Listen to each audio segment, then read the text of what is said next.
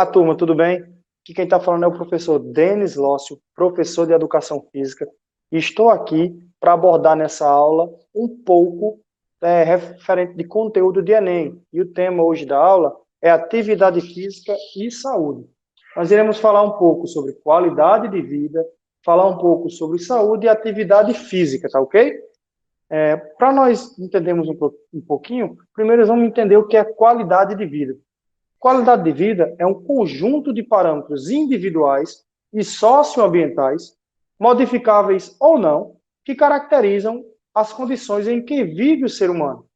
Esses parâmetros, ele difere de pessoa para pessoa, ele muda ao longo da vida e existem fatores que se associam a ele, como o estado de saúde, a satisfação no trabalho, as relações familiares, a espiritualidade, entre outros fatores.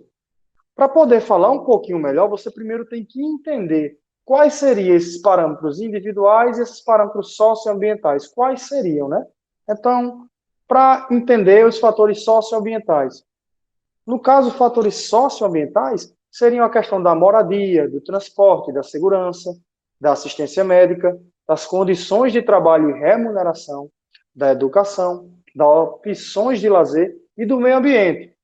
Esses fatores, para quem tem uma condição financeira boa, não vai ter muita influência.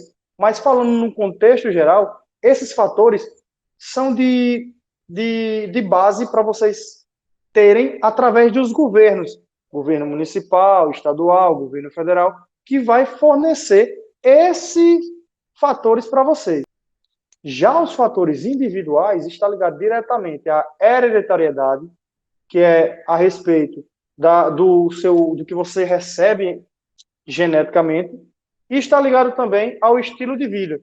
O estilo de vida nada mais é do que um conjunto de ações habituais que refletem as atitudes, os valores e as oportunidades na vida da pessoa.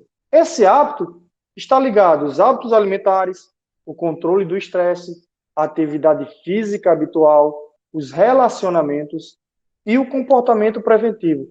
Todos esses fatores vai depender única e exclusivamente de você.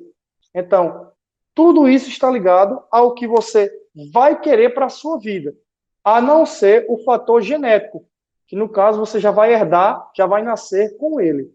Tá certo?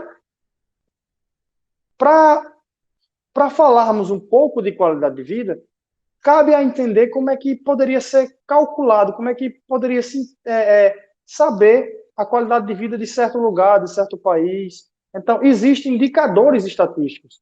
Esses indicadores, ele é contextualizado junto com o desenvolvimento humano, que no caso é a expectativa de vida, os índices de mortalidade e morbidade, os níveis de escolaridade e alfabetização, a renda per capita, o nível de desemprego, a desnutrição e a obesidade. Todos esses fatores, eu acho que vocês já estão até acostumados a ouvir e trabalhar bem mais eles na aula do nosso amigo Jader. Então, todos esses fatores estão ligados ao desenvolvimento humano, mas que também tem sua taxa na hora de saber qual é a qualidade de vida de uma população ou de uma nação. A OMS, que é a Organização Mundial de Saúde, ela tem um conceito antigo, onde dizia que saúde era simplesmente a ausência de doença. Com base em muitos estudos, foi reformulado esse contexto, onde saúde não é apenas a ausência de doença, mas a situação de perfeito bem-estar físico, mental e social de uma pessoa. Narras, um grande cientista em referência à qualidade de vida, ele falou também que saúde é a condição humana com dimensões físicas, social e psicológica, que caracteriza num contínuo, ou seja, ela é caracterizada num contínuo, com polos positivos e polos negativos, onde o polo positivo é você ter sua saúde, você viver a vida de forma saudável, e os polos negativos seriam a parte mais triste, que no caso era o indivíduo chegar ao óbito. Tudo isso foi criado, esses conceitos foram criados com base de muito estudo. E quando eu falo de saúde, eu, como profissional de educação física, eu tenho que interligar, puxar um pouquinho para a minha área e interligar essa parte diretamente à qualidade de vida, a atividade física. E muita gente confunde um pouquinho a atividade física com o exercício físico. Então, tem as diferenças. Então, vamos entender um pouquinho agora. A atividade física são todas as formas de movimento corporal, um gasto calórico energético acima dos níveis de repouso. Já o exercício físico, ele é uma atividade planejada, sistemática e repetitiva, que tem por objetivo a manutenção, o desenvolvimento ou a recuperação de um ou mais componentes da aptidão física. O exercício físico é dividido em aeróbico e anaeróbico, e todo exercício físico deve ser realizado sob a orientação de um profissional de educação física. Então, vale ressaltar bem que todo e qualquer exercício físico é uma atividade física, mas nem toda atividade física é um exercício. Podemos dar um exemplo de atividade física.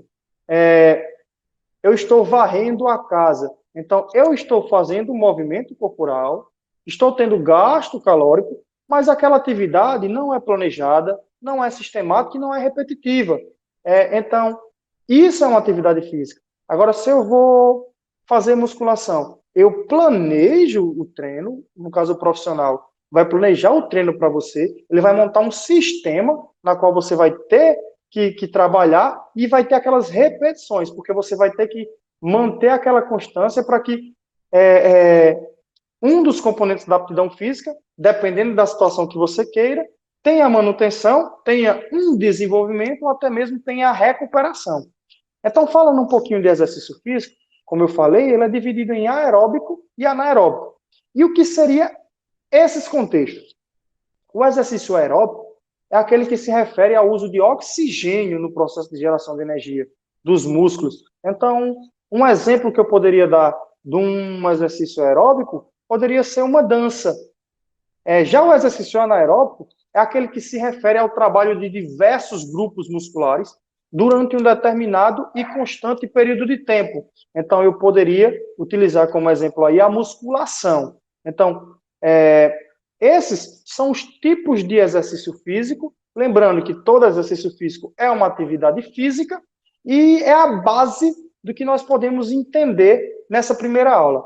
Na próxima aula, nós iremos dar continuidade falando um pouquinho dos componentes da aptidão física, já que o exercício físico tem como objetivo ter a manutenção, desenvolvimento ou a recuperação de um dos componentes. Vocês vão entender um pouquinho o que é a aptidão física na próxima aula e quais são os seus componentes. Desde já, agradeço a todos, desejo uma boa semana para vocês e até a próxima aula. Obrigado, tchau!